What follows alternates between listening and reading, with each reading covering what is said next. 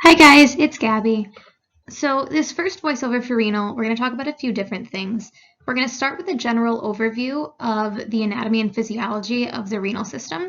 It's really important that we know how the kidneys work before we can get into the details of different renal diseases. We're also going to talk about acute pyelonephritis, nephrotic syndrome, and acute glomerulonephritis. Hey guys, it's Gabby. So this first renal voiceover, we're going to talk about a few different things. We're going to start with a general overview of the anatomy and physiology of the renal system. It's really important that we know how the kidneys work before we can get into the details of the different renal diseases that we're going to talk about. So after we talk about the general overview, we're going to go into acute pyelonephritis, nephrotic syndrome, and acute and chronic glomerulonephritis. Hey guys, it's Gabby. So this first renal voiceover, we're going to talk about a few different things. We're going to start with a general overview of anatomy and physiology of the renal system. It's really important that we understand how the kidneys work before we can get into the details of the different renal diseases that we're going to talk about. So after we talk about that, we're going to move into acute pyelonephritis, nephrotic syndrome, and glomerulonephritis. The kidneys are the house cleaners of the body. They do a lot of really important things like remove water, electrolytes, medications, toxins, and byproducts of metabolism. You guys should know that the blood urea nitrogen, or BUN, and creatinine are the two lab results that are directly related to kidney function.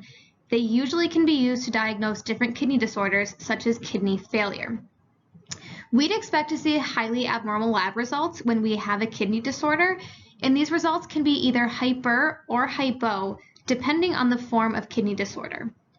You should know that fluid retention is the most common manifestation of kidney disorders.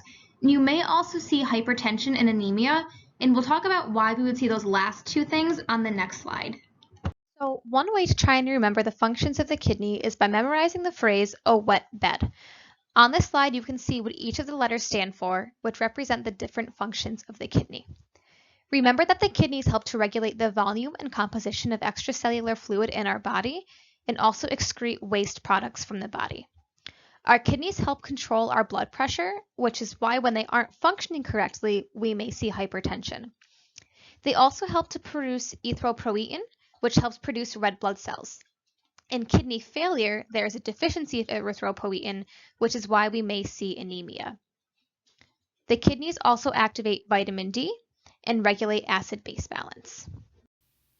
So this is a list of common diagnostic studies that relate to the different renal disorders that we'll talk about. So as we get further into each PowerPoint, we'll talk more about each of these studies and how it relates to each specific renal disorder. Let's talk about how we classify a urinary tract infection or a UTI. We can classify them as either upper or lower. Upper UTIs occur in the renal parenchyma, pelvis, and ureters. These typically cause fever, chills, and flank pain. An example of an upper UTI is pyelonephritis, which is an inflammation of the renal parenchyma and collecting system. Lower urinary tract infections usually have no systemic manifestations, and examples include cystitis, which is an inflammation of the bladder, and urethritis, which is an inflammation of the urethra. Urosepsis is a UTI that has spread systemically, so throughout the body, and is considered life-threatening. Patients with urosepsis require medical treatment emergently. Patients who have significant bacteriuria may have no symptoms or may have nonspecific symptoms such as fatigue or anorexia. Remember that the characteristic manifestations of a UTI are often absent in older adults. The two most common signs of a UTI in the older population are non-localized abdominal pain and cognitive impairment. Fever is less likely in older adults. Symptoms of a UTI in infants and young children do not mimic the typical urinary symptoms of adults and may be as subtle as a fever. So now we're going to move into acute pyelonephritis. Pyelonephritis is an inflammation of the renal parenchyma and collecting system. This is most commonly caused by a bacterial source, but can also be caused by a fungi, protozoa, or virus that affect the kidney. On this slide, you can see the picture that I've included from your textbook that shows acute pyelonephritis. You can see the grayish-white areas that indicate inflammation in the abscess formation when someone has this renal disorder. Usually this type of infection begins in the lower urinary tract and ascends up into the kidneys. Risk factors for developing this include pregnancy, having a Foley catheter in place, urinary dysfunction like reflux of urine or BPH, and renal calculi or stones, which we'll talk about in a later voiceover.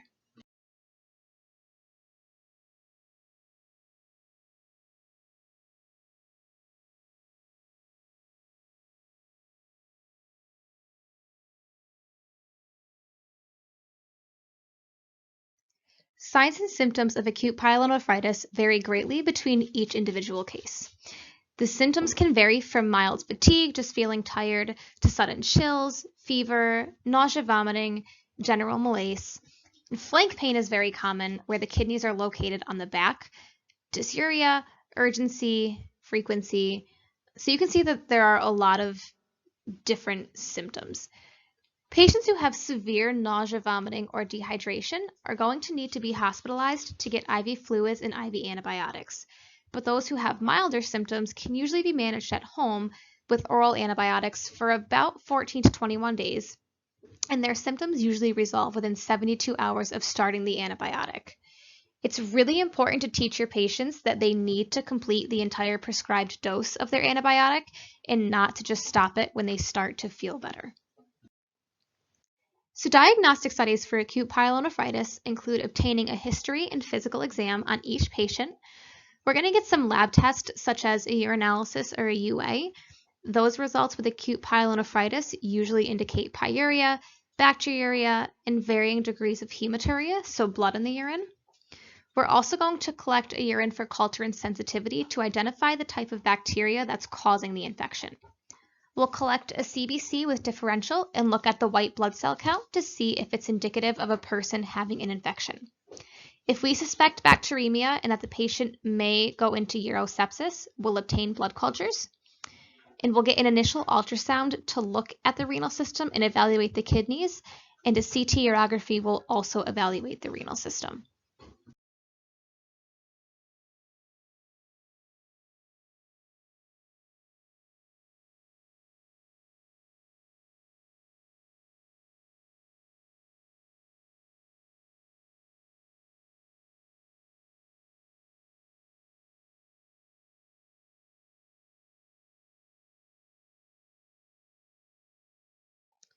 Patients who have severe infection or complications will be hospitalized with acute pyelonephritis.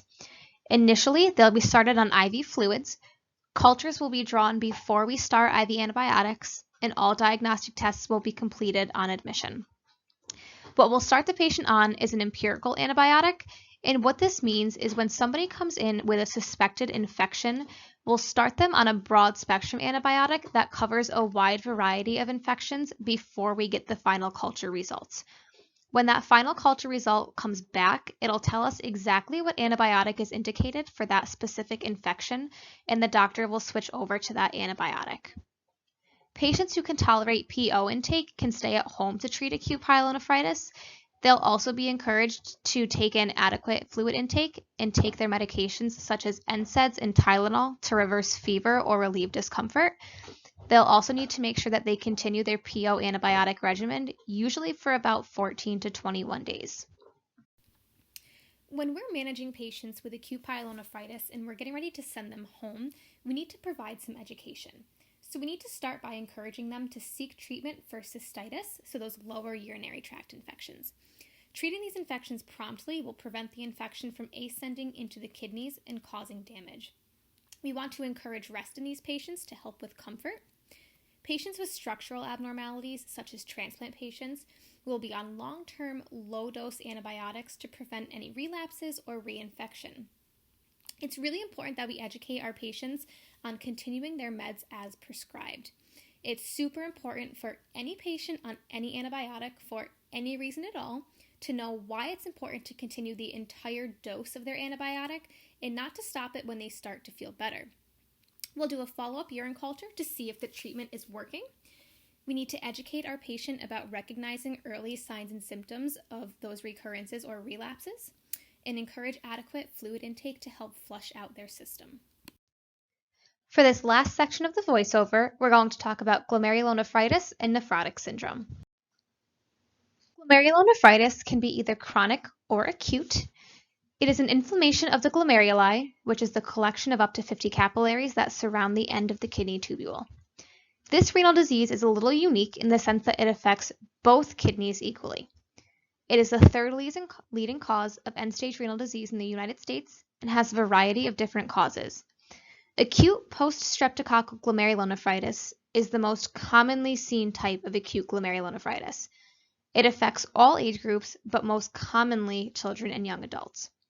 Symptoms of this have a sudden onset and usually occur 1 to 2 weeks following a strep infection. The hallmark symptom of acute glomerulonephritis is hematuria, or bloody urine. The urine is darker in color due to the presence of blood, and your book mentions a smoky color. This patient will have edema, most noticeable around the eyes, so periorbital edema, and in their ankles. They'll also have a decreased urinary output, and that's related to renal insufficiency. The patient will have a fever, feel fatigued, have hypertension, and protein in their urine. It's also nice to know that sometimes patients with acute glomerulonephritis may be asymptomatic, and the problem is picked up on a routine urinalysis. This is a picture that I included of a child with acute glomerulonephritis. One of the most obvious things in this picture that you can see is how severe that periorbital edema is. So chronic glomerulonephritis differs from acute because the cause of chronic glomerulonephritis is frequently not found. These symptoms appear gradually, and patients can go years without realizing that they have deteriorating kidney function. Chronic glomerulonephritis is often found by accident. So if a patient has a high blood pressure or elevated kidney function, like an elevated BUN or creatinine, the provider stumbles upon the diagnosis. Over time, symptoms of chronic kidney disease will develop, like uremia.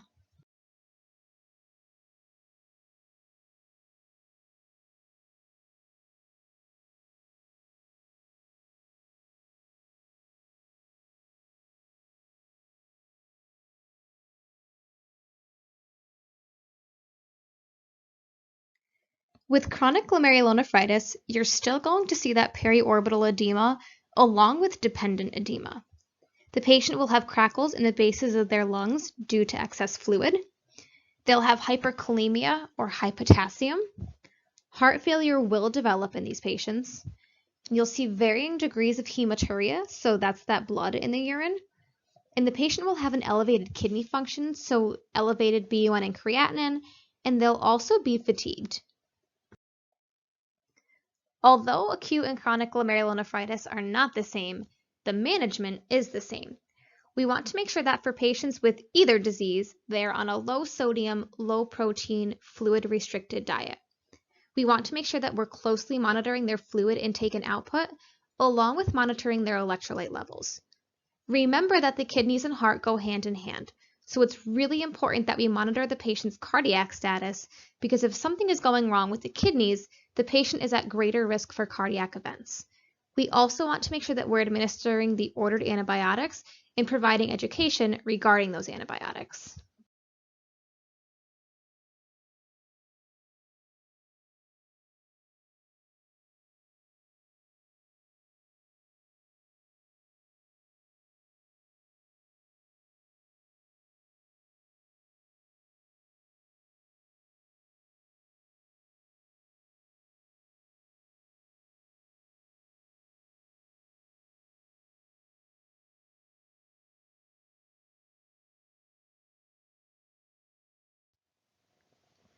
So we're going to move into the final part of our voiceover and talk about nephrotic syndrome.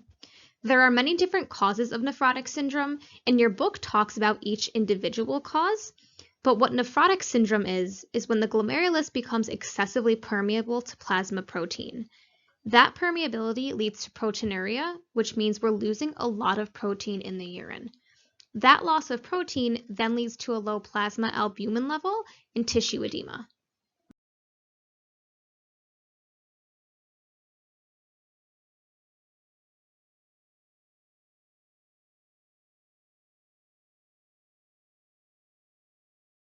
Picture I've included on this slide shows what a patient may look like when they present with nephrotic syndrome. Some signs and symptoms of nephrotic syndrome include peripheral edema, massive proteinuria, hypertension, high cholesterol, low albumin levels, and foamy urine.